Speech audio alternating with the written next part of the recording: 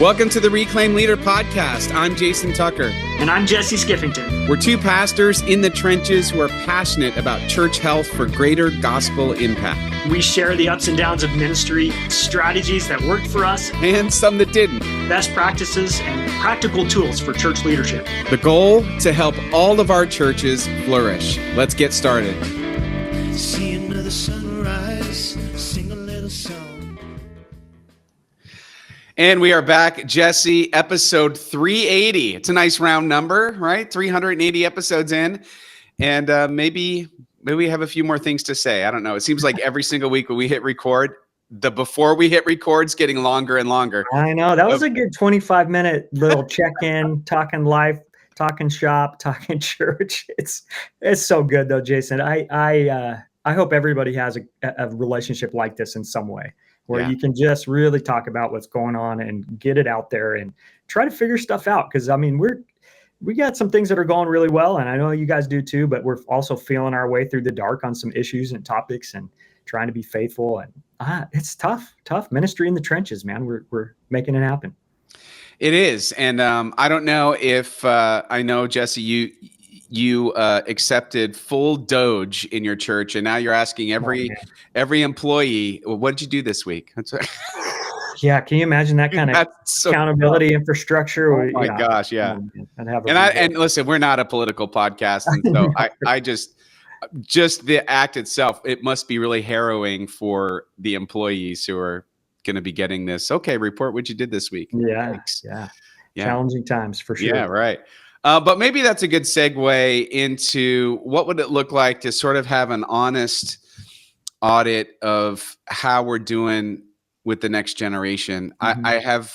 We were talking a bit before we hit record that I just am feeling so burdened for Gen Z, Gen Alpha, and now Gen Beta, the new generation that was just dubbed this last January. And just thinking about, what do we need to do in order to start to optimize the church toward them, to speak their language? And I was thinking about this a lot over the last couple of weeks, and I'll share a little bit of that. But yesterday, so recording, in real time, yesterday at church, a young woman, 20 years old, showed up at our traditional service, our 8:45 service. And she came and she had a conversation with our associate pastor and just basically said, she'd never been to church in her life. She had no idea what to do, what was in store. She had so many questions just based on I don't know, I'm here and I don't know what to do. She's just looking for God. Wow. And she stayed for our traditional service. And interestingly, it was also New Members Sunday. We were welcoming a bunch of new members, and she started to walk up. She didn't realize that, that's awesome. Because she thought she was new. I think she was a little nervous, but our Pastor Chris grabbed her and be like, no, it's. And then she stayed for the contemporary service as well. And for that second service, she was telling our volunteers she wanted to help, and she wanted to help welcome people and stuff like that. Yeah, and it was just really fascinating because it was confirming all the things that I'm seeing with my eyes and all the things I'm seeing with since my kids are all in these younger generations. My daughter's almost 20, which I don't know if you feel old yet today, Jesse, but my daughter Katie, when she was just a little peanut in seminary, is now going to be 20 this summer. Yeah. So it started maybe thinking about the next generation and how truly a lot of people think, oh, maybe they've sort of written off Jesus. But what I have seen is they're hungry for Jesus.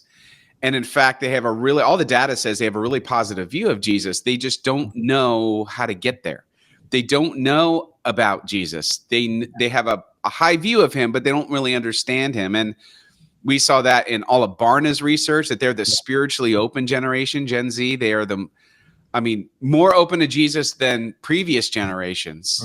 And so I just feel burdened with how are we going to reach them? How are they going to find us? Do they know where to go? Do they know what to do? How do we not wait for them to show up to us? How do we go to them? I don't know. These are all questions that have been weighing heavy on me the last couple of weeks. Yeah, those are important questions. And I think it's interesting for you and I, it kind of in the season of ministry that we're in, a pretty good chunk of the way into our time as pastors and leaders in the church. And I think it's interesting now because what was a natural reach before, maybe with younger families and stuff, is pivoting there a little bit too. I mean, we're not the spring chicken anymore. We're not the new guy. Yeah, when did that happen? Yeah, and that's interesting. We're not the guys full of potential that might can make it happen. And we are what we are at this point, Jason. Exactly right. There's always room to grow, of course. But yeah, it's interesting. I don't know if this totally bears out, and I've found some exceptions to it, but it was kind of the idea that your most effective reach personally is 10 years older and 10 years younger. Yeah. So it's like, those are the people you resonate with, you get and understand because you speak their same cultural language relatively so, and you have enough kind of ability to see up and down that 20 years kind of spectrum that you can kind of thrive in that. And I don't know, I kind of got an old soul, so I think I got some reach up into our older crowd too that is effective and kind of old church mentality of kind of speaking that language and increasingly going, okay, how do we get in touch with the cultural language or position of the up and coming generations and do some of that, I think, really cross-cultural understanding or work to who are they, what makes them tick. And I remember it was Tim Keller, probably so, because he comes up with all the really awesome stuff. Tim Keller is good, right? But was talking about for cross-cultural communication, it to be effective, you have to understand kind of what is their mission, what are they trying to do in their life. And then I think somewhere in there, it's like, who are the bad guys? Who are they trying to avoid or overcome, or what are the challenge and obstacles there that they see in their life? And then who are the good guys, or whatever, that are kind of help them accomplish their mission. And then I think the last part of it, and this is in Sam Chan's book about evangelism, is what's their happy ending? Like, what is a successful life or fulfilling life look like for them? How do they describe that? So what's their mission? What are the things, related to that? And then what are they hoping for? What do they hope happens in the end that would look like happiness for them or fulfillment? And as I'm thinking about the younger generations, I have some guesses, and I imagine there's some continuity of the same desire in all of us to belong and to have security and identity and that kind of stuff. But I think it's going to take a lot of listening and talking with and getting to know kind of what makes them go, or how they see the world, and what are the kind of the cultural pieces of these generations coming up. And I'm sure somebody's way ahead of me on this and already has done it. Kind of. Yeah, it's going to take, but to your point, it's going to take relationships. It's going to take not guessing what they need. It's actually engaging with them and finding out what they need, and then doing something about it. Kevin Brown, president of Asbury University, kind of on the other side of the Asbury revival, he said he saw something. There's a Christianity Today article that he did, and he said he saw something that gave him incredible hope during those 16 days. Whether you want to officially call it a revival or not, there seems to be some debate on that. But he said this in the article. He said, Gen Z is emerging as a corrective to the casual Christianity that has marked our religious landscape and characterized our de-churching movement, a sign of hope for the future of Christianity, its institutions, and the church. Yeah. And he really sees Gen Z as, in a lot of ways, the necessary balance to what Christianity in America has become, which I think, I guess he has a front row seat to this in so many ways. And I think in the middle of the dire news and bleak statistics, I think it's encouraging to hear that the next generation is hungry for God and humble enough to surrender to God. It's just, how do we get them there? How do we help? And how do we meet them with a way of being the church that resonates with their kind of wiring and who they are as a generation? Because I do think that we're still feeling out all the implications of the modern, postmodern shift, right? And the way that we look at things. And I tend to be think in terms of absolutes and objective truth. And some of that is still just part of what I've carried forward with me. And for that generation, there's this sort of general acceptance that, we arrive at truth by a whole, conglomeration of things that made us who we are. And that it's more about the way that we live our lives, and the plausibility of belief comes out of the evidence of a well-lived life, and a foundation under your feet based on, sort of an experience. And then that's what makes it believable as true. Whereas, maybe a generation before, we would have used a kind of a reasoned argument for faith. Well, the Bible, here's the reasons why we trust the Bible based on the archaeological and manuscript evidence. Therefore, we can trust the testimony about Jesus. And if we can do that, then we can believe in Jesus, right? So it's sort of linear sort of argument, a rational reason to believe. And now it's more of a show me that it's a viable way to live, and it's preferable to other ways to live. And then I can kind of move toward belief. And so those are some of my suspicions about it. But I don't know. I got 2 teenagers at home, and I watch what they do. And so I get a front row seat to learn a little bit, but I think it's going to take lots of listening, lots of relationship, and probably, Jason, and this is the part where you and I go, or at least I do. I'm like, it's probably going to mean shifting some things in the church again, and all the hard work and change that we did 8 or 10 years ago, that has to continue, and we have to adapt in order to figure out a method that can communicate the gospel message well to these young folks that are coming up. That's what feels like a freight train running behind me. Yeah. And I'd better pay attention to it. And part of it is, a couple of weeks ago, I was leading a retreat for teenagers. And I was observing them worshiping. And the way they were singing their hearts out.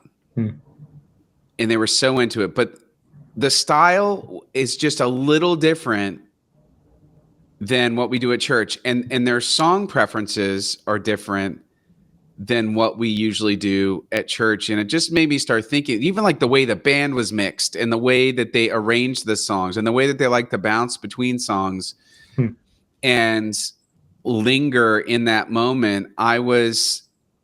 It made me think about everything. I'm like, first of all, our band is too old. Just the folks that are normally up front. We do have some young people mixed in, but predominantly it's a bunch of Gen Xers. And I was thinking the way we do it is a little too buttoned up. It needs to be even more casual. And it's all about the sense of community that you're feeling together. So they crave that community. And I left there thinking, first of all, I was just really encouraged, but also thinking we got to figure out, how do we start to make a turn younger in how we do church, not just our young people ministries, but how do we do church? And so that's kind of where this episode's going to land on just some ideas of things that we're paying attention to. That's right. But what do we know about this generation? We know that, there's not a lot of data on Gen Beta, they were just born, or Gen Alpha, not wide-scale data. That's the kids born 2012. I think I forget what the actual dates are. It's 2012 is the cutoff for Gen Alpha, and past that's Gen Z. So if you were born in 2011, you're Gen Z. 2012, Gen Alpha. But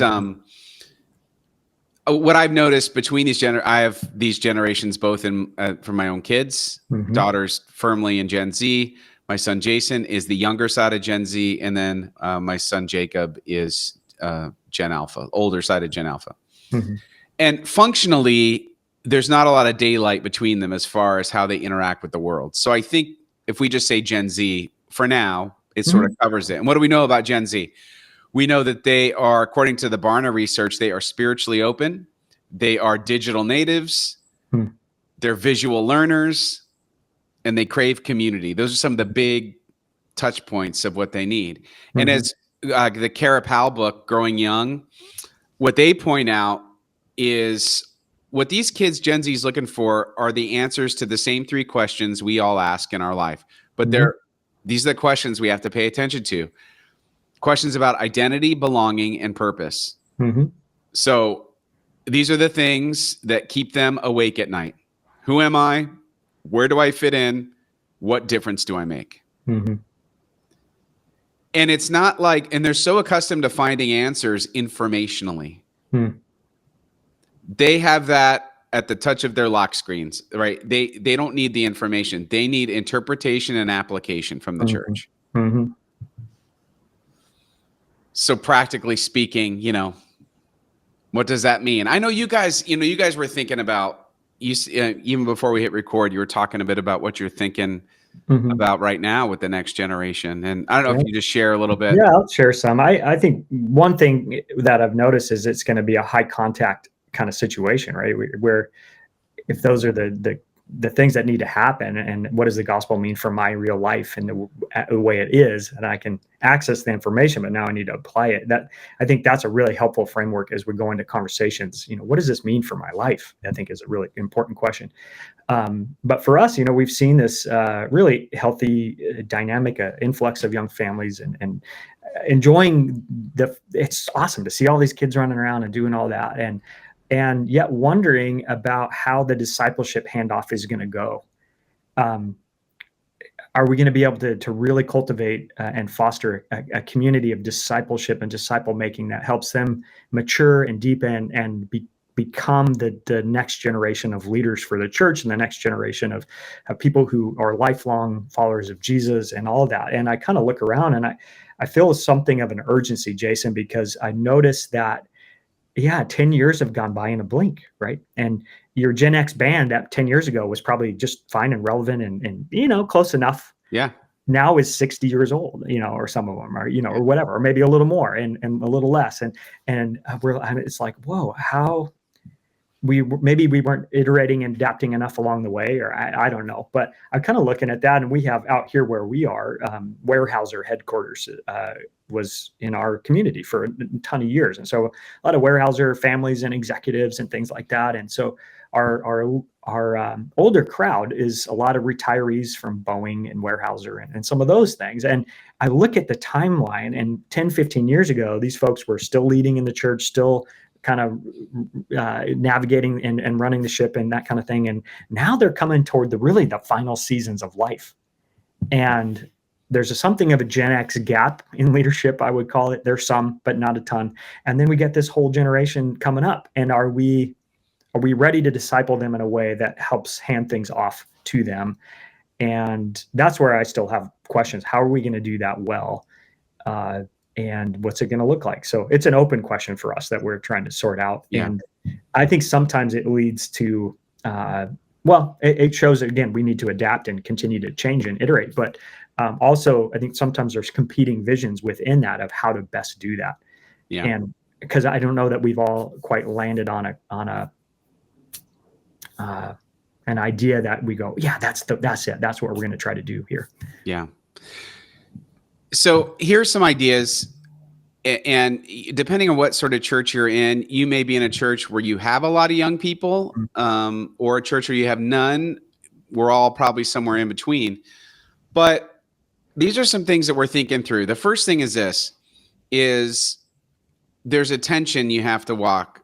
I think one of the mistakes that churches make is, let's say they have one Gen Zer in their church. Mm-hmm. And they corner them and ask them, what are all the things that your generation wants? Yeah. And to sort of expect that one, let's face it, outlier is going to speak for the whole generation, and we're going to base everything we do off this one person, it's probably not really prudent or accurate. It's a place to start. It's a conversation place. But what you really want to do is you want to get some more intel. Mm-hmm. But I will say this. One thing we're thinking a lot about is, how do we give Gen Zers a seat at the table? Yeah. How do we give them what Growing Young calls keychain leadership? How do we actually hand them the keys to have some authority, to have some say-so in the life of the church? Yeah. How do we do that? So for us, there are two places where that comes in naturally. And so we're like, well, let's start here. One is in our young adult ministry leadership. So we have college ministry and young adult ministry, and those two are sort of separated, but it's a nice place for us to bring in some young college age and slightly older than college age leaders. So we do things where we have some summer internships that we offer. And maybe the young adults will work with some of the high schoolers. or maybe they'll help out the young adult ministry. And then also to bring on staff in that area. So we have started to bring more staff in, part-time staff in, to help in those areas. And what that does is when you bring them on staff, even if it's just for a few hours or for a stipend or something, it automatically sort of gives them a voice in the organization, which is what we know we need more of. Because we just have too many blind spots. That's true with any generation. If you're not in that generation, you have some blind spots. We want to make sure that we have people from that generation speaking into the blind spots. And then the other place with sort of a natural fit is on Sunday morning, particularly around worship production. So because Gen Z or digital natives, what a logical place to get them involved is in all areas of production. They're not going to be intimidated by the computer software or the camera or whatever it is, the sound system. And so we hired somebody who's helping us with the cameras, who's an assistant in production, and she is a Gen Zer, and finding ways to include. I don't know. I think we talked about this before, Jesse, but our high schoolers in our area are required to do community service hours. And that's a logical place to get them involved, is to get them involved with production. So we're just trying to do that more and more. We're intentionally trying to bring on people onto the worship team who just represent younger generations. Again, we're just trying to give them a seat at the table, and we're trying to ask them things like, hey, what is it that you think your friends who don't go to church, what would they be interested in doing? Right. So it's again, having a conversation generationally. Yep. And getting natural involvement and not forced involvement. Right. So, kind of doing things that make sense for where they are and what they're doing. And, to avoid some sort of tokenism that doesn't track as authentic. Right. And so I think that's the trick, is where do you find meaningful things that really do make an impact or have a direct impact on the experience of the community. And the key handoff thing is it takes some trust and it takes some risk, and it might not always go the way that you hope or something like that. But how else is a generation going to learn to do it? So yeah, I'm with you.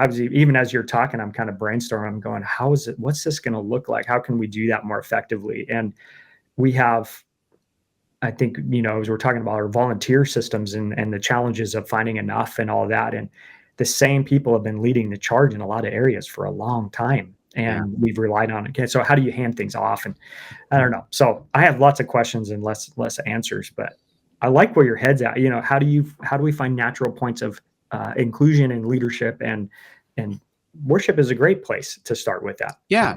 I mean, this whole thing is already hard. So we don't need to make it harder on ourselves. Where are the natural connecting points? Let's focus on those first. Yeah. That's it. Yeah. The next thing is, and this is something that has, I feel like, always been true. It feels especially true now. We've seen it in our high school, especially. Get them away on a retreat or a trip. I don't care how you do it. I don't care if you have to partner with another church who's doing a trip and ask, can we tag along? When you get those young people on a trip, remember, it's the community part that they're really craving.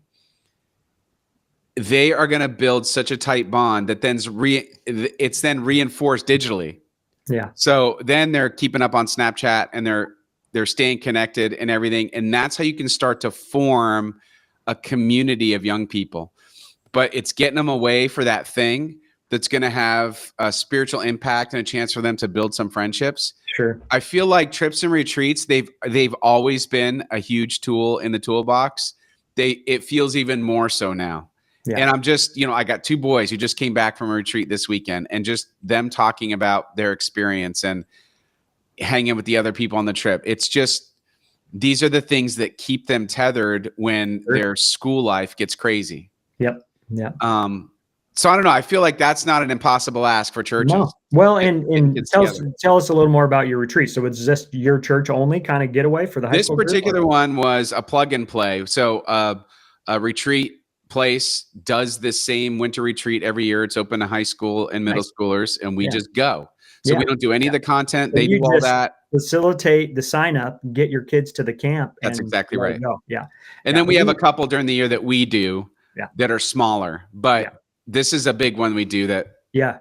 Yeah. We have one out here called, I think it's called All-Star Camp or something. It's at a local camp, but other churches bring their youth groups and we bring our middle schoolers, but it creates this getaway couple of days, and there's a lot of fun and free time and all that, but there's this opportunity to be in a cabin or a room with others, get to know each other, spend some time worshiping together, sharing meals together, and just kind of being kids together in a way that maybe they don't always have the opportunity to do. So yeah, I think we've seen a lot of good outcomes with that as well. And yeah, how do you layer that in amidst the busyness of real people's lives and schedules and getting kids to sign up for stuff? That can be a challenge, but if kids go and they have a great experience, they're going to come back and tell their friends, hey, you should come too next time. And it kind of has a building effect, but I think that's a great strategy. Well, and you could build it into what you're already doing. So if you are a church that has a confirmation program, a confirmation retreat, we actually do most of our teaching on our confirmation retreat. So it's more of a compressed timeline. It's not like they're in a class for a long amount of time, but at the retreat, we do a lot of teaching, but it's also where we have adults share their faith stories. And so they get to hear all these adult leaders' faith stories as part of the experience. And these kids remember this trip for years. I mean, their whole lives. Then they remember the stories that they heard about people coming to faith. And it was a way that we got them to go away together as a requirement for confirmation. Yeah. So maybe something like that is a place to kind of start. Yeah, I like it. I think it's a great idea. Then it's about how do we help them stay connected in the rhythm of their regular going to school, or if they're young adults going to work life. And that's through some sort of midweek small group of some kind. Yeah. How you creating an environment. You don't need a lot. And what I mean is, even if it's just, hey, everyone that went on the retreat, we're going to go get ice cream this week.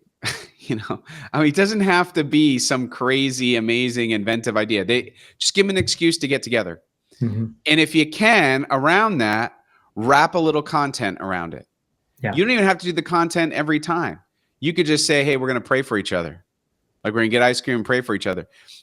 The goal is you're keeping those connections going so that they're starting to form spiritual friendships. In my opinion, that's the goal. I'm not as worried about content at this point. I want them to obviously interact with the Bible and have content. But one thing that they're doing in the youth group now is they're doing the Bible in the year, and they're doing it on the YouVersion app. And these kids are actually doing it. They started January 1, and they're actually still doing it. We're here in real time. We're at the end of February. That's awesome. And they're still doing it. But the secret sauce is they're connecting in person and having just a quick discussion about it. Yeah. So I think whatever it is, if you could just create an environment where you keep it going, especially if you have a retreat, the follow-up is so crucial. If you could get them together again in a week or two after, you start to solidify this habit of them getting together. Now, for us, we have midweek youth group programs. We also have small groups for young adults as well, that they can get in there and do that. We don't have a ton of young adults. But we have that's been a recent development for us that we've been working really hard at. But we have enough to where we have a group that's going, and they're starting to meet each other. Yeah. And we've been wrestling with some of the, where are the points where you need like a homogenous group like that versus an intergenerational group, and trying to find that balance between when do we need to get people in the same season of life together because they're unique and they're going through what they're going through. And then where are those intergenerational points of connection that are really helpful and meaningful too. And so I think your small group or your community group is a great spot for either one of those. But if you kind of create some space for people in that same season of life to be together and to be in that same spot, I think that's really healthy and good. But it's tricky to get that ball rolling. How do you to get that first group and kind of get some forward movement can be a challenge. And that's where, again, come back to kind of where we started. We got to have relationships and got to be listening and get people plugged in that way, and not just create a group and say, hey, if this is you, come show up. It's got to be through invitation and relationship first. That is it's key that you said that. So over the last 12 and a half years, we had a couple fits and starts with young adult groups. none of them ever really took off until recently when we 2 years ago when we hired a young adult to start putting something together and to start getting people together, and it was all word of mouth, and it was all these, like, they would do these volleyball and pizza hangouts. Nice. It's all these young adults who who maybe used to go to youth groups when they were younger, and they were coming from all different churches, not just ours, because they were hungry for that community. And now it's turned into, they have hangouts, but then they have a Zoom Bible study and they have an in-person Bible study. Yeah, that's awesome. But it just, you need somebody in that age group, in my opinion. You need somebody, and this is an old church growth thing that Lyle Schaller used to talk about, bringing in a person of peace to that generation. I knew you were going to say that. Right? The person of peace makes an appearance.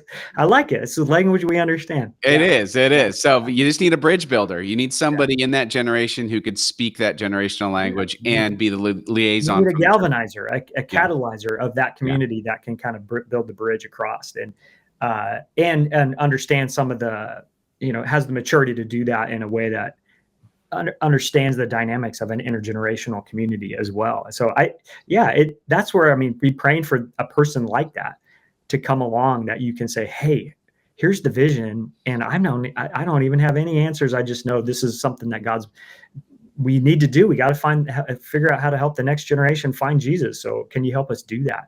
Yeah. And then go and see what happens. But I like it. And then lastly, one of the best ways to get a young adult ministry going is to grow one. And that is, you're starting with your teenagers or younger. If you could get them, what we discovered is we didn't really see traction until we had a whole generation of kids go through the youth ministry when we went to the Orange curriculum, which is heavy on large group, small group. Right. And what happened is our students became so accustomed to small groups, they expect it. And now that they've graduated out, they're looking for small groups their age, because that's just what you do. You participate in a small group. It's part of their DNA now. But it took a whole generation of those kids going through for that to happen. But that's where you start it. So on Sunday morning is the most logical place to start. I'll say this: whether you choose to have a separate Sunday school hour or if you do it during the worship service, the most important thing you could do, in my opinion, is you're just trying to meet the kids where they are with the gospel. How do I explain Jesus in their language? How do I make sure they're developing a relationship? They're not just learning about Jesus. Right. They're learning how to talk to Jesus. And that's why I think the highly relational curriculums like Orange and others are really good for that.